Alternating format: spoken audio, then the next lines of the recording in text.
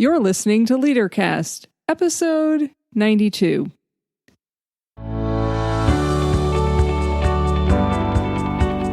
Welcome to LeaderCast, Transforming Missions podcast with Tim Bias and Sarah Thomas, providing you with insights and resources you need to lead a movement of Jesus followers. For the past couple of weeks, during worship at different churches, I've asked the people who were present following the message if they wanted to follow Jesus. The response, I kind of get some confused, puzzled looks and a half-hearted yes as they look around the room, kind of surprised that someone has asked them while they're sitting in the church if they want to follow Jesus. Most, I'm certain, already claim to be followers of Jesus. So maybe the question seems, well, a bit redundant. And probably some of them want to be seen as courageous disciples. But I'm pretty sure that most don't think about one skill that we all need to learn to be a disciple. And I'll tell you what that skill is after Tim reminds you of a few things about this episode. This episode of LeaderCast is brought to you by It Takes Courage, a 4-week study of Scripture and courage starting on January 21, 2020. That's January 21 of the new year. It's one way Transforming Mission helps Jesus followers become courageous leaders. You can find resources for this episode, including a transformation guide, at transformingmission.org/092.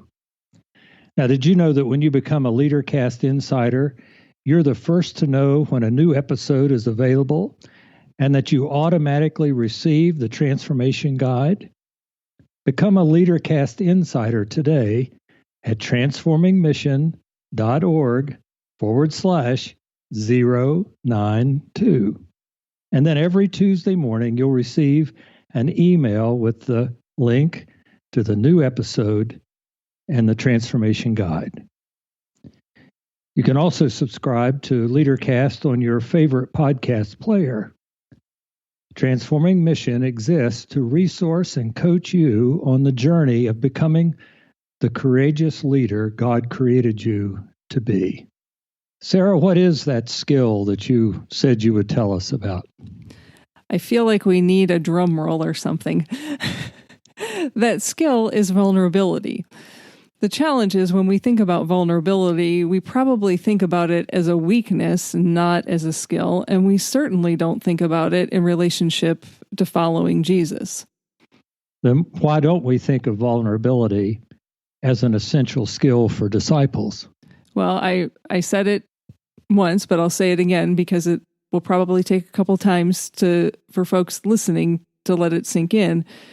The myth is that we think of vulnerability as a weakness. Secondly, we like to see the vulnerability of others, but we don't like the way that it feels inside of us because it does feel like a weakness. When I think about the moments that I am feeling vulnerable, and remember, vulnerability is the emotion that we feel during times of uncertainty, risk, or emotional exposure. During those moments for me, your legs can get a little wobbly, your heart might start to race, your mouth might get dry. I kind of get the tunnel vision and really focused on something or what is happening and might lose the bigger picture all around me. So, yeah, I get why we might not want to think about vulnerability as an essential skill for discipleship, but I also have too much evidence that courage requires vulnerability. And because of that, if we are going to follow Jesus in the times that we are living in, wherever God has sent you to live out your faith, we're going to need courage. And that's going to mean that we need to learn the skill of vulnerability. So, can you think of a single example or a time of courage that didn't require vulnerability? Are you asking me or are you asking the people listening? I think I'm asking the people who are listening, but I could ask you, do you have an example of what we're talking about? I might be cheating if you ask me, but because I know this question's been asked over and over and over again in groups of people, everything from CIA agents to teachers, from therapists to folks working in higher education, police officers to parents, and everywhere in between. And the answer is no. When it comes to being courageous, there's an aspect of that requires vulnerability. And so, I mean, think about some things that are happening in our communities and in our world right now, or the people that we know. So, saw in the news this week that I'm not even remembering if it was last year or the year before, there were two police officers killed in the line of duty in my community. And the trial for the person who killed them took place this week. And as I read a statement from the chief of police, what he talked about wasn't the trial. What he talked about was honoring the memory and staying focused on honoring the memory of the two fallen officers. What he talked about was the courage that another officer displayed when he testified during that trial. Do I think that that officer for one moment wanted to get on that stand and wanted to relive that experience? Absolutely not. But that's what vulnerability is about. And it's also what courage is. So you have given us an example of an event in the community. You and I've had some conversation about other situations or experiences of vulnerability. Do you? What would be one that we might be able to refer back to in our podcasts? So, in one of our episodes, we interviewed a group of young adults living in intentional community together.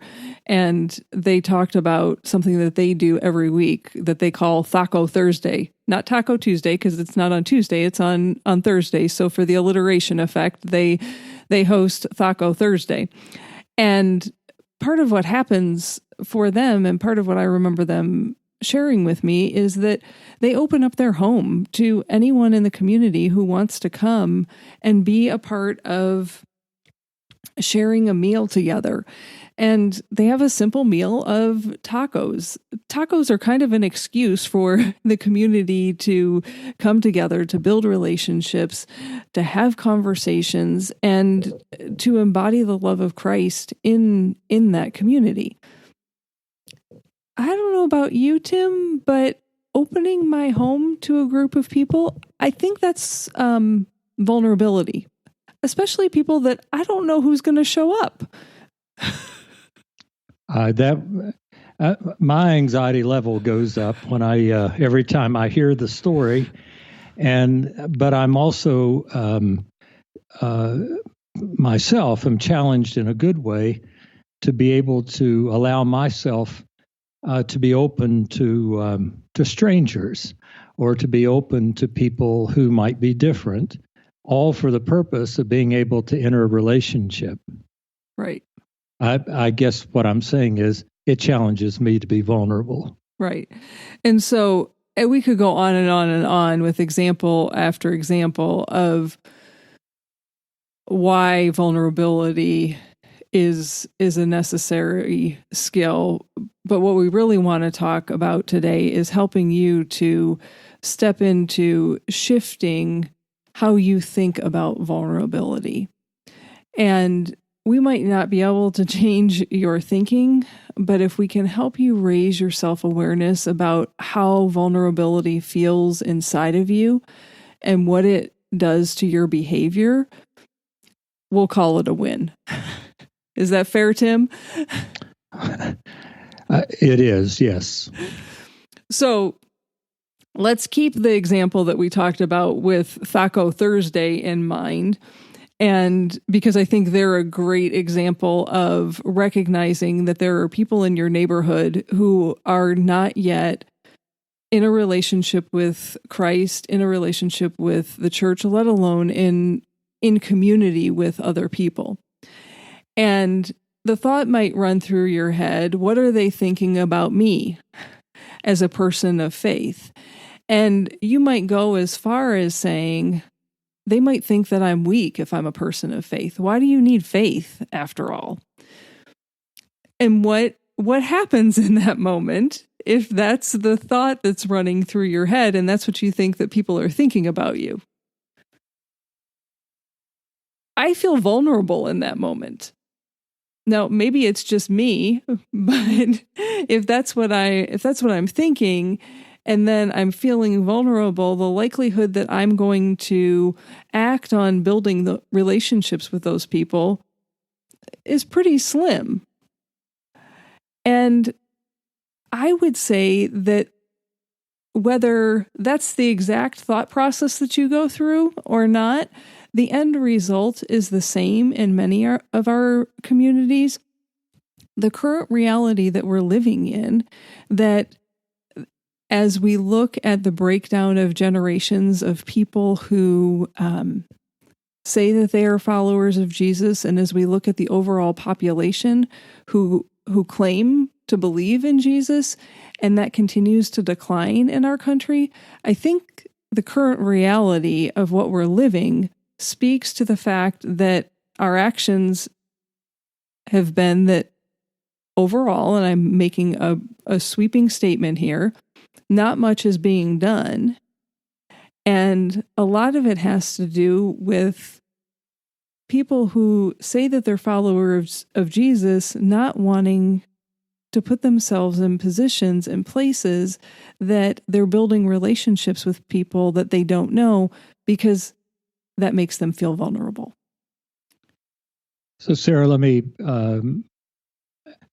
staying with our example, you've got me thinking about it now. So let me see. It's not about me, but if I'm thinking about the people in my neighborhood who may not know Jesus, and I'm thinking about them coming into my house on a Thursday for tacos. It could even be on a Tuesday. Or Tuesdays for tacos. And my thought is, I really don't want to be associated with those people.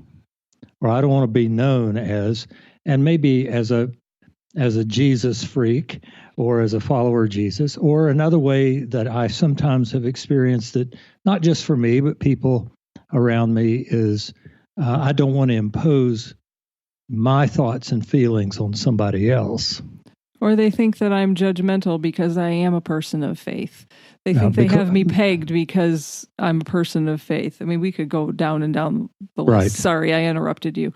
Well, no, that's what I that's the path I'm going. So I'm glad you're with me. So the feeling again is a feeling of vulnerability, and if I'm thinking of vulnerability as being weakness or not being associated with other people, then I won't do anything. Right, because I'll shut down. Because no one wants to be perceived as weak. Right. Or perceived as one of those people that other people now don't like. Right. Right. And what result do we get? Nothing. Well, we're sitting in churches like that now. Or we have people who sit across from us in an office that we have no relationship with them because we're afraid of what they might think of us. When the reality is, because you are a follower of Jesus, because I am a follower of Jesus, when I see my neighbors, I try to reach out. I try to ask about family as I've come to know about family. So let's shift the scenario in terms of what our thinking is and play with that for a minute. Because I can assure you, there are people in your community, wherever you are living, who are not followers of Jesus. And the point of me saying that is not that I want you to go out on a conversion mission. That's not what I'm saying. What I'm saying is I want you to be intentional about paying attention to that feeling of vulnerability in your community and with the people that you don't know. So let's walk through it again. So the people in your community who are not followers of Jesus. So what would happen if you started thinking that this sounds so silly to say started thinking, because this is what I do think. Following Jesus is a commitment to embody loving God and loving neighbor. And if I believe that following Jesus is about embodying the love of God and loving my neighbor, that changes the way that I feel about who my literal neighbors are and how I interact with them. Because now, if I'm thinking about following Jesus, being a disciple, as sharing the love that I have received, I'm now feeling empowered. And if I'm feeling empowered, what am I going to do? I'm going to share that love. I'm going to be kind. I might even be generous. There might even come a time that there might be an invitation to come over for tacos on Tuesday or Thursday that gets extended. And the end result then, and no, this is not going to happen in 60 minutes time or a 5-minute conversation passing somebody on the sidewalk. But over time, the result of what begins to happen, if you start with seeing that the circumstances that you find yourself in as embodying the love of God and loving your neighbor and feeling empowered, and you start to act from a place of love and kindness and generosity, you're going to start to develop relationships with people and begin to embody Christ in that community. And could it be that when we stop and ask the question, what does church look like today? That it could be happening in our homes again?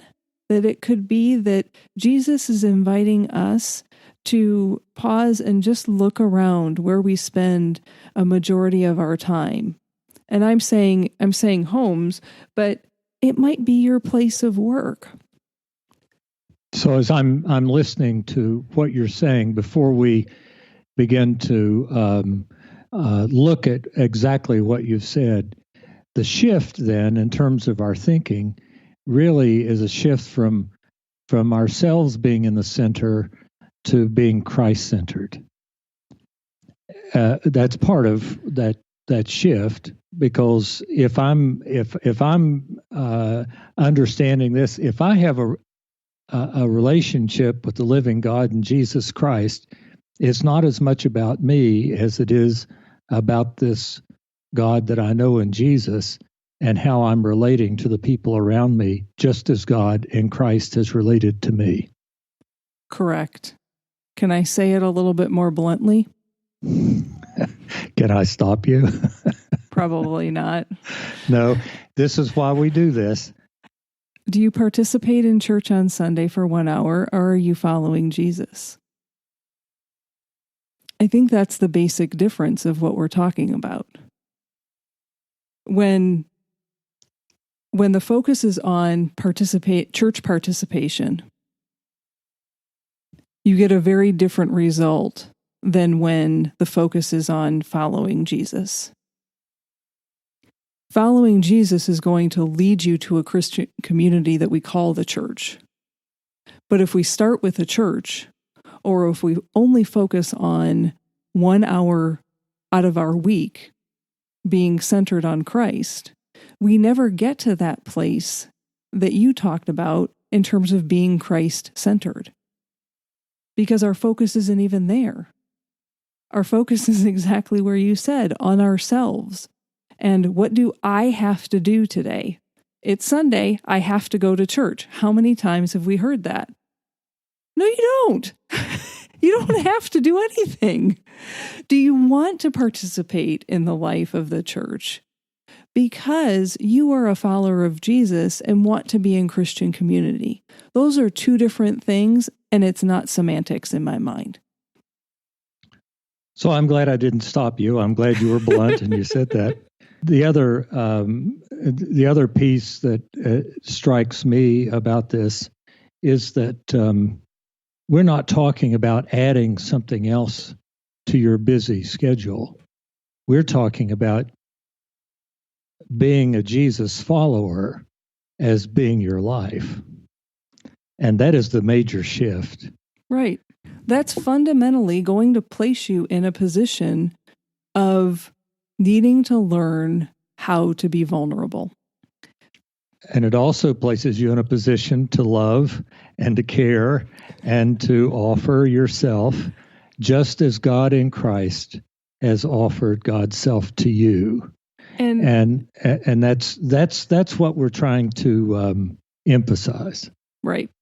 So let's unpack some shifts that you might need to make in your thinking. The first thing is, I want you to be aware of your emotions, because your emotions are a result of your thoughts about the situations. So let's say that you're feeling frustrated, or you're shying away from introducing yourself to someone, or you have that I don't want to bubbling up in your soul. Pay attention to what the emotion is that's connected to that. And then back up and ask yourself, what am I thinking about that? Because if what you're thinking is, I don't want to, or the people there are not going to receive me well, or I don't know who's going to be there, or I don't know why I need to do this, what you're feeling is coming from that. So you've got to stop and ask yourself what's happening inside your soul. And most of us haven't taken the time to pay attention to our emotions, let alone to pay attention to our thoughts. And Tim, you've heard me say this before. We are really creative beings. Our brain gives us a whole lot of creativity, and we make up stories quicker than we can say the word go. And so back up and ask yourself this: what's the story that you're telling yourself? That might be another way to ask that question. What's another way that you can change your thinking? Recognize that people are people. People are not categories. People are not labels. People are not your pet project or your agenda. People are people. And the emotions that you feel and the thoughts that you have, there's likely somebody else who's having them too. And so if you simply approach people as people, it's going to go farther than making assumptions about who the individual or group of people are and open you up to being in relationship with someone. If it is about putting people in a category, even as simple of a category as, that's a group of millennial women, you've still categorized people. They're people. Just approach them as a human being. May I tell a story here? I was the pastor of a church once that had some advertisements that just talked about everyone being welcome. And we did something about tattoos and piercings. And it was a couple began to attend the church. He had tattoos all over his body, his face, any place that you could see, he had tattoos. But they had a baby. And so the baby went to the nursery. And we had an older couple in the church who always began to look forward to them coming so they could care for the baby. We had another couple in the church that was really put off by all the tattoos.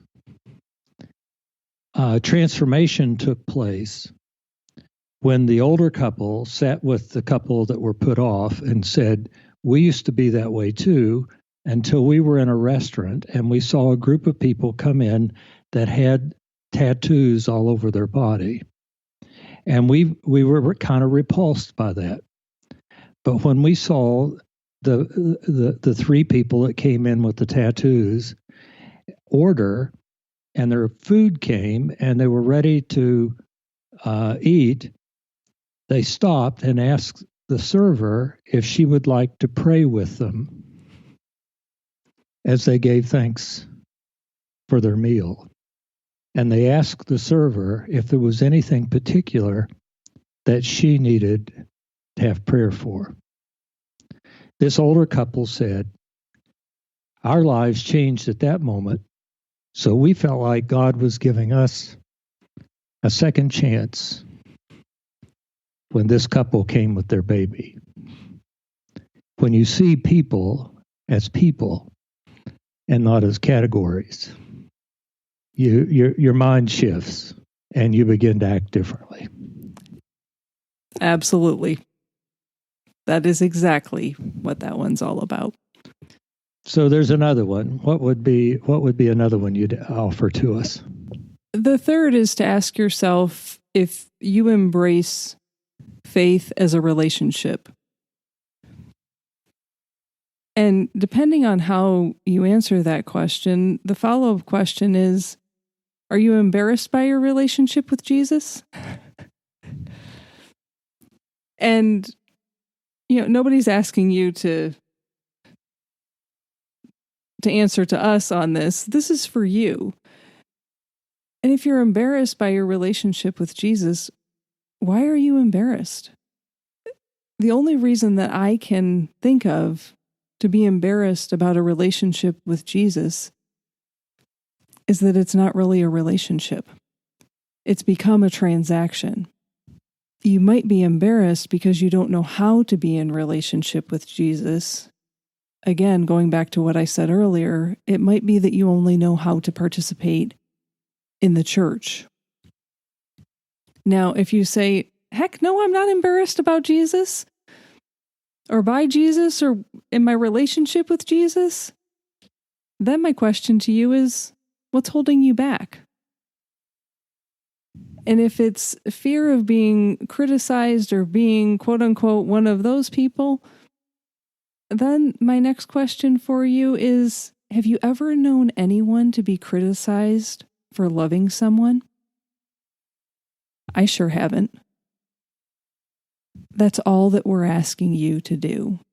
The greatest act of vulnerability that any of us can offer is to love someone. So if you want to change your thinking, you've got to be aware of your emotions and your thoughts. You've got to recognize that people are people, and you're going to need to embrace that faith is a relationship with Jesus. And it doesn't matter how hard we try or how good we think we are. If we really, this sounds narrow, and I apologize that it sounds that way, but it's the way. And that is, if you do not know the love of God in Jesus, you're not going to be able to do this on your own. Right. So when we talk about knowing Jesus, it's knowing God's love in a way that liberates us to live as the way God created us to live. Right. And I have asked, and I'm waiting for somebody to respond. I cannot find in the scriptures an example of Jesus where Jesus was not vulnerable. And when I think about the relationship that I have with Jesus, that Tim, you have with Jesus, that our listeners have with Jesus, I can't think of someone who was more vulnerable than Jesus.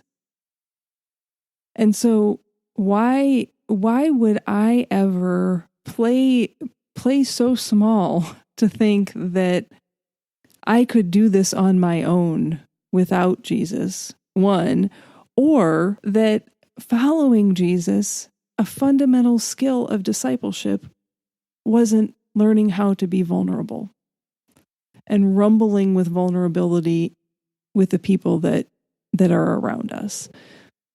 How I would summarize all of that is to say you can't get to courage without rumbling with vulnerability. My question to you in that is, are you willing to experience vulnerability to follow Jesus into your community? So, Sarah, listening to you, if you say yes, that you're willing to experience vulnerability to follow Jesus into a community, you'll develop the capacity to be a courageous leader who embodies Christ's love in the community. But if you say no, you're going to select seats as a spectator. You may be the box seats or the cheap seats. You may be a season ticket holder. You may be someone that the decisions are made in the parking lot. You may not think that your pastor is the right pastor or that your leader is the right leader. But to be clear, those are passive seats with little or no impact on the community. It's just a place where we are spectators. So the vulnerability of following Jesus into any of our neighborhoods, into your neighborhood, might be the most transformational experience of your life. So we're asking the question today, what are you waiting for? Any final thoughts? Not as if you didn't just give them, Tim. Well, Sarah, I'm learning from you and the work that we're doing. The vulnerability is really speaking honestly and openly about who you are and what you're feeling. It's speaking openly about your experiences. It's laying yourself open. So when we talk about leading with courage, we're not talking about going before the firing squad as much as we're just talking about laying our vulnerability on the line and becoming who God created us to be so other people can become who God created them to be. Yeah, and in a future episode, we'll talk about something else that can get in our way of following Jesus and being a disciple as it relates to vulnerability. And all that I would say to what you just said, Tim, is to remind the folks who are listening that vulnerability is not oversharing. You didn't say that. I don't want people to jump there. That's why I'm saying it. And we'll address that in a future episode.